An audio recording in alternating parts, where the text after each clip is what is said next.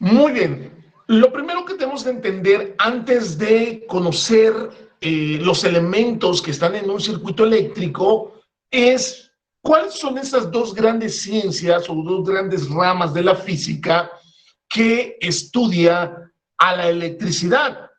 Ya sabemos que cuando nosotros mencionamos electricidad, en los videos anteriores hemos explicado que electricidad se refiere precisamente a toda esa gama de fenómenos eléctricos, que no únicamente asociemos electricidad con corriente eléctrica, ¿de acuerdo? No, todos esos fenómenos eléctricos es electricidad y por lo tanto esta gran gama de fenómenos eléctricos son estudiados por dos ramas de la física o dos ciencias en la actualidad, que es la electrostática y la electrodinámica. La electrostática, ¿sí?, estudia las cargas eléctricas en reposo, es decir, lo que analizamos con anterioridad, estudia cómo un átomo adquiere una carga eléctrica, cómo el frotamiento, cómo el contacto, cómo la inducción desarrollan una carga eléctrica en los cuerpos, la ley de las cargas eléctricas, la ley de Coulomb y los campos eléctricos, y esto estudia cargas eléctricas en reposo, lo estudia la electrostática.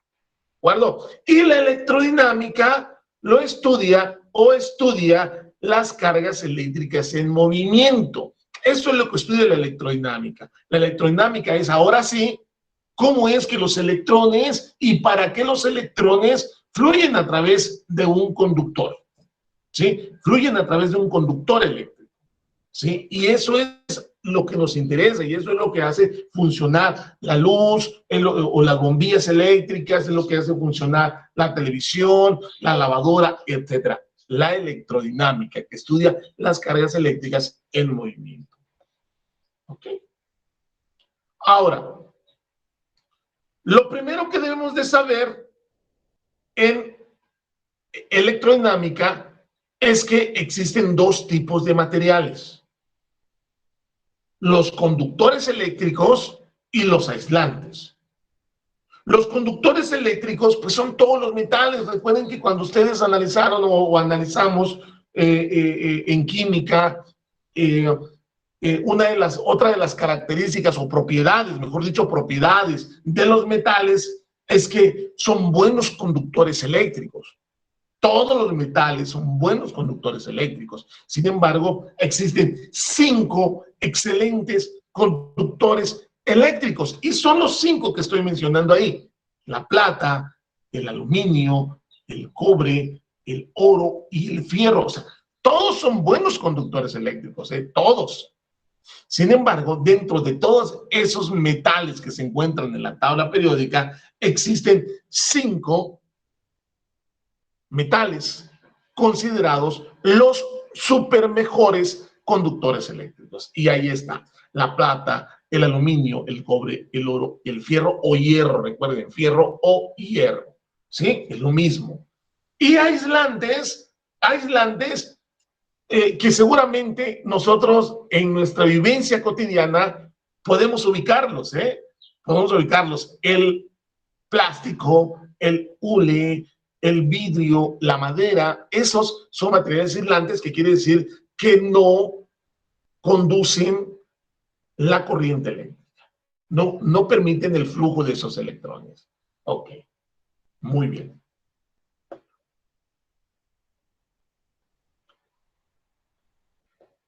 Específicamente, la electrodinámica estudia los elementos que se conforman en un circuito eléctrico.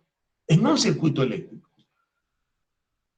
Un circuito eléctrico no es más que una estructura, un diseño estructural, le voy a poner así, eléctrico, que tiene un principio y un fin, conectados a través de un conductor. Tiene un principio o un fin, mejor dicho. Por eso, seguramente han escuchado el concepto de circuitos cerrados. Esa cámara tiene un circuito cerrado es que tiene un principio y un fin, no puede tener uno abierto, no puede haber una ruptura, ¿sí? Tiene que tener como las series navideñas, por ejemplo, es un circuito cerrado, tiene un principio y tiene un fin. Ahora, para que funcione un circuito eléctrico, debe de tener 3 componentes básicos: el conductor eléctrico, el receptor eléctrico y el generador eléctrico. ¿Sí? El conductor eléctrico. Vamos. Siempre que vean ustedes ese símbolo que acabo de colocarle, ¿sí? Este símbolo que está acá, este símbolo, este es un circuito, estamos diseñando un circuito, ¿eh? ¿Cómo se identifica? ¿Cómo se señala? ¿Cuáles son sus símbolos dentro de un dibujo de un circuito eléctrico? ¿Ok? Este símbolo que ustedes ven aquí es el generador eléctrico. Así vamos a identificarlo, vean, de un lado con una rayita de menor longitud, al otro extremo con otra rayita de mayor longitud. Eso, y me dice de un lado la rayita más cortita es el signo negativo o es el polo negativo del generador, y la rayita más grande es el polo positivo del generador. Por lo tanto, entonces, ese símbolo que le estoy colocando ahí, eso va a significar generador eléctrico, pila o toma de corriente, ¿sí? Eso es el generador, ¿sí? Cuando nos referimos a un generador eléctrico, nos referimos a una pila o una toma de corriente o una batería. ¿Qué diferencia hay entre una pila y una batería? Que la batería es un conjunto de pilas, ¿de acuerdo? Bien, por eso las baterías de los coches, aunque ustedes lo ven cuadradito y ahí en el coche, ahí adentro hay 4 pilas, pero más lo identificamos como placas, ¿no? Baterías de 4 placas, baterías de 6 placas, baterías de 8 placas, hay baterías como el de los camiones, ya más grandes, de 12 placas, ¿no? Finalmente, nos proporcionan un voltaje de 220 volts, ¿no? A diferencia de nuestra casa, que son 110 volts. Ahorita les explico qué es el volt. Otro de los componentes, repito, entonces, 3 componentes debe tener un circuito eléctrico: el conductor eléctrico, el receptor eléctrico, el generador eléctrico, y estoy empezando a hablar del generador eléctrico. ¿Cómo se simboliza y qué es un generador eléctrico? ¿Ok? Bueno. Otro de los símbolos es el que tenemos aquí, que es el de la resistencia eléctrica, ¿sí? Ahí está. Eso, cada vez que vean ustedes en un circuito ese símbolo, nos vamos a referir a la resistencia eléctrica. ¿Y qué es la resistencia eléctrica? Pues lo vamos a ubicar aquí como receptor eléctrico. Fíjense que ahorita lo voy a definir y voy a abundar un poquito más entre este concepto. Pero una resistencia eléctrica, como su nombre lo dice, resistencia eléctrica, se opone, se resiste al flujo de electrones, o sea, no permite, los electrones van a tal velocidad por el conductor que lo que hace la resistencia eléctrica, que incluso el conductor eléctrico tiene una determinada resistencia eléctrica, pero bueno, el objetivo de la resistencia eléctrica, de oponerse a ese flujo de electrones, detenerlos, ¿sí? Es transformar ese movimiento, que es un tipo, esa energía eléctrica, a otro tipo de energía. La luz, por ejemplo, el foco. Dentro del foco, dentro de las bombillas, las lámparas, hay un fierrito o hay un metalito, ya sea enroscado o de diferente forma, que va a ayudar a detener esos electrones para que esos electrones transformen esa corriente eléctrica en otro tipo de energía. La luz, el movimiento, el sonido, es otro tipo de energía. ¿De acuerdo? Y lo vamos a identificar así, con este símbolo, véanlo, con este símbolo, y dentro del diseño así va a estar la resistencia eléctrica. Ese es otro elemento fundamental de un circuito eléctrico. Y bueno, esta rayita que tenemos aquí, simple y sencillamente, esa rayita horizontal, esa línea, es lo que me va a expresar que es el conductor eléctrico. Si no hay conductor eléctrico, pues no hay flujo de electrones. ¿De acuerdo? Ok. Controlado sobre todo, pues controlado, porque puede haber no necesariamente un conductor. Ya hablamos de los rayos, ¿no? Sí, de los rayos que son descargas eléctricas y no están a través de un conductor. ¿Estamos? Pero controlado, manipulado, diseñado para su funcionalidad. Debe de haber un conductor eléctrico y esa rayita es el conductor, y lo que tenemos aquí es un interruptor. Sí, cuando está cerrado el interruptor, cuando no está cortado, se dice que es un circuito cerrado. Cuando está accionando el interruptor, se dice que es un circuito abierto. O sea, los circuitos abiertos no está funcionando, no hay corriente eléctrica. Y el interruptor, les decía que equivocadamente, y se los digo que equivocadamente los interruptores le llamamos apagadores, ¿no? Sí, bueno, no vamos a corregir a nadie, simplemente ubicarnos y entenderlo, es lo principal. ¿Sí? Se llaman interruptores. ¿Sí? ¿Por qué no se llama apagador? Les decía, pues porque únicamente serían apagadores cuando las luces están funcionando, ¿no?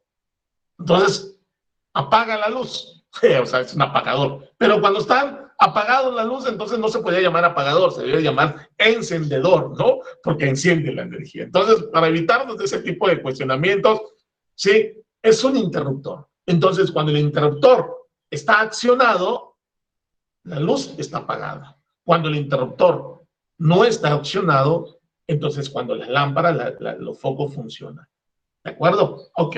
Esos serían los tres elementos de un circuito eléctrico. Ahora, vean, ¿cómo se mide el generador eléctrico? ¿Cómo se mide la resistencia eléctrica? ¿Cómo se mide el flujo de electrones dentro del conductor eléctrico? Vamos con el primero. Vean, el generador eléctrico, la pila o la toma de corriente, por voltaje. Por el voltaje, el volt. El voltaje, recuerden que la importancia es que los electrones fluyan a través del conductor. Pregunta de examen de admisión, véanlo. ¿Cuál es la dirección de flujo de los electrones? Siempre van del polo negativo al polo positivo. Entonces, ¿cómo podemos enviar esos electrones del polo negativo al polo positivo? Pues necesitamos de un trabajo. Necesitamos de un trabajo. Y ese trabajo precisamente lo realiza el generador de corriente, la pila o la toma de corriente. Y por eso es que las pilas se clasifican en voltaje. Entonces, en conclusión, el voltaje es el trabajo que realiza un generador de mover esos electrones del polo negativo al polo positivo. ¿Sí? Ok, ese es el voltaje. El otro punto, la resistencia eléctrica. La resistencia eléctrica, que lo identificamos con la unidad de medición, el ohm, que no es más que, su símbolo es la letra omega, una como herradura, es el ohm, y se mide la resistencia eléctrica. Ya expliqué previamente que la resistencia eléctrica se define como la oposición al flujo de electrones. Pero maestro, no queremos que conduzcan la electricidad. Sí, esa es la importancia, pero la otra importancia es, ¿para qué queremos la electricidad en un conductor? Pues para que haga funcionar algo. ¿Y cómo lo va a hacer funcionar? A través de este concepto, la resistencia eléctrica, resistir al flujo de los electrones para que ese movimiento, esa energía que llevan los electrones, se transforme en luz, en movimiento, en todos los aparatos eléctricos. ¿Ok? Bien.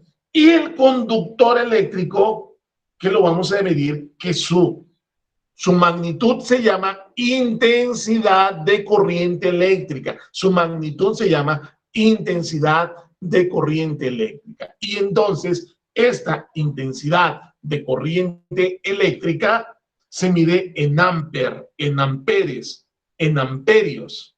¿Sí? En algunos libros lo van a encontrar como voltios, es lo mismo, como ohmios es lo mismo, como amperios es lo mismo. ¿sí? Nosotros lo pueden encontrar en cualquier libro, pero es lo mismo que volt, ohm y ampere. Ampere es entonces la intensidad de corriente que fluye a través de un conductor. ¿Cómo se define ampere?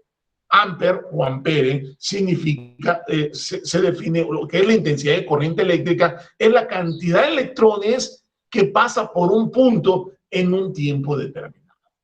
Y estos tres elementos